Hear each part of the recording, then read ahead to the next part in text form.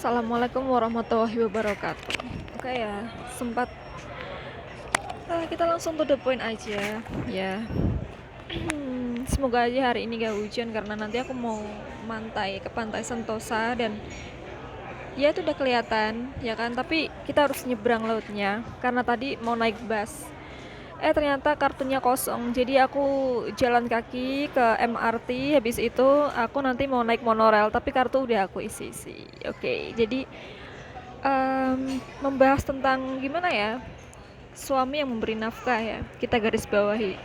Nafkah adalah hak istri. Ya semua orang tuh udah mengerti dan paham lah ya 100%. Sebelum menikah itu harus kita bicarakan dulu matang-matang gitu, nanti gimana, terus kayak kerjanya gimana, bisa kerja nggak, apa jadi ibu rumah tangga mutlak ya atau 100% di rumah.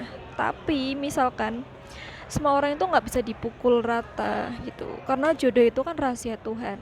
Setelah kita menikah baru kita tahu jodoh kita itu siapa, pekerjaannya itu seperti apa. Jadi ada yang bos online, bos apalah ya, pengusaha, yang PNS lah, yang dokter lah gitu. Tinggal gimana sih dia tanggung jawab sama istri gitu.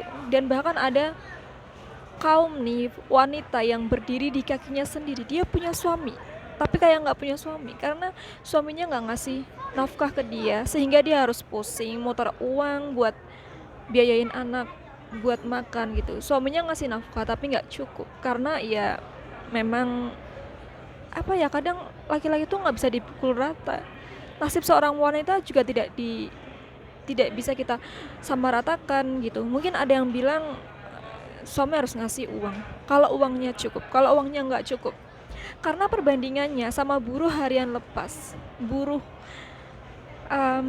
ya pokoknya buruh lah, segala macam buruh, dibandingkan dengan bos online yang udah pasti pendapatannya lumayan, PNS yang sudah pasti ada tunjangan anak per bulannya udah tentu, gajinya udah tentu, istri pasti bahagia, apalagi yang dikasih langsung kartu ATM-nya. Terus apa kabar dengan istri dari suami yang penghasilannya segitu, punya anak dan banyak tanggungan? Ujung-ujungnya ya pasti istrinya harus turun tangan dong, karena kita nggak mungkin menggantungkan semuanya ke suami. Iya kalau suaminya ada, kalau suaminya mencukupi. Kalau misalkan suaminya nggak mencukupi, ujung-ujungnya kita harus kerja. Misalkan dari pengalaman aku, teman-teman aku kebanyakan udah menikah tapi kenapa mereka ke Singapura. Kita bisa tarik garis kesimpulan ya, kalau bos online, PNS, dokter ya, konglomerat, nggak mungkin istrinya mau kesini jadi kuli, jadi babu. Itu super duper sibuk dan nguras tenaga, nguras pikiran, capeknya nggak bisa kita bilang ya. Kita harus nahan semuanya. Untuk apa? Profesional. Oke, mereka-mereka ini adalah golongan istri yang tidak dipenuhi semuanya oleh suami. Sekarang kita ada di perantauan ya, Bo. Gaji sekarang yang paling murah itu, yang sekarang ya, yang nggak punya pengalaman itu sekitar 700 ya, 700 600 ya, paling mentok $700 lah. Coba kalian rupiahin dengan uang segitu. Sekarang kurs kita bisa pukul secara kotor deh Rp12.000. Kamu kaliin aja 700 dikali Rp12.000, itu nolnya kamu kaliin aja, kamu tambahin aja nolnya. 12.000 berarti nolnya kamu tambahin 3 dari 700 itu, dan kamu kaliin 12, itu udah berapa? Misalkan ibu rumah tangga nih mau kerja di rumah aja di kampung, dengan suami yang ngasih lo uang segitu, emang cukup? Kita bilang anak kita anak dua sedikit kan, tapi biaya hidup makan 3 kali sehari yang harus bernutrisi gitu, karena nggak mungkin dong anak lo cuma lo kasih makan nasi kecap sama kerupuk. Jadi kita sebagai seorang wanita harus ya move out, harus go out dari keadaan itu. Nggak mungkin lo menggantungkan diri seutuhnya sama suami lo. Iya kalau suami lo itu berpenghasilan orang kaya, suami lo itu punya kartu ATM yang bisa langsung kasihin ke lo. Kalau suamimu itu penghasilannya pas-pasan, buruh, dan nggak jelas. Hari ini ada kerjaan, besok nggak ada kerjaan, 2 hari nggak ada kerjaan, seminggu ada kerjaan, sebulannya nganggur. Gimana? Emang bisa sih lo bilang semuanya harus dikasihkan ke istri? Semuanya harus dikasihkan ke istri dari gaji seorang buruh, dengan semuanya harus dikasihkan ke istri bos online, itu akan beda. Makanya ada perempuan yang sangat beruntung yang suaminya itu bisa memenuhi semuanya, bisa beli semuanya.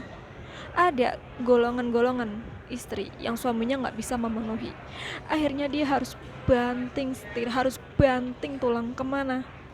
Kalau nggak ke perantauan, dia kerja sendiri. Kalau misalkan mau UMR nih, mau menerima gaji UMR Kota Pekalongan misal, Jakarta aja 5 juta. Itu pun kerjanya di office ya, pakai seragam ya, dan pengeluaran wanita itu lebih besar daripada pengeluaran cowok kan. Make up, tetek bengek dan lain sebagainya. Dan lo merantau di Singapura, guys, negara paling dekat dari Indonesia. Gaji pertama lo 700-600 sekian dolar. Lo kalian sendiri. Iya, lo boleh bilang suami harus tahu, suami harus bertanggung jawab. Tapi kapasitas dia kayak gimana dan pengeluaran lo kayak gimana? Iya, kalau lo dapatnya orang kaya, bos.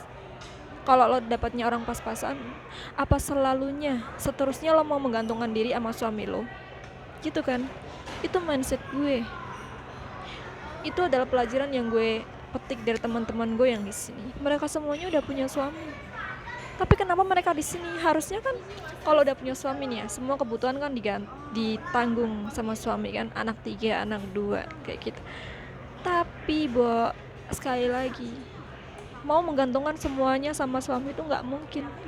Kita di sini merantau, kita bisa dapat hari libur, dapat gaji, kita bisa beli apapun yang kita mau, termasuk dengan perhiasan. Tapi tergantung gaya hidup lo. Kalau gaya hidup lo mau kayak sultan, ya lo pulang cuman bawa pakaian. Kalau gaya hidup lo di sini, lo ngerem semuanya, lo ngirit, lo pulang bawa perhiasan sama tabungan, udah gitu aja.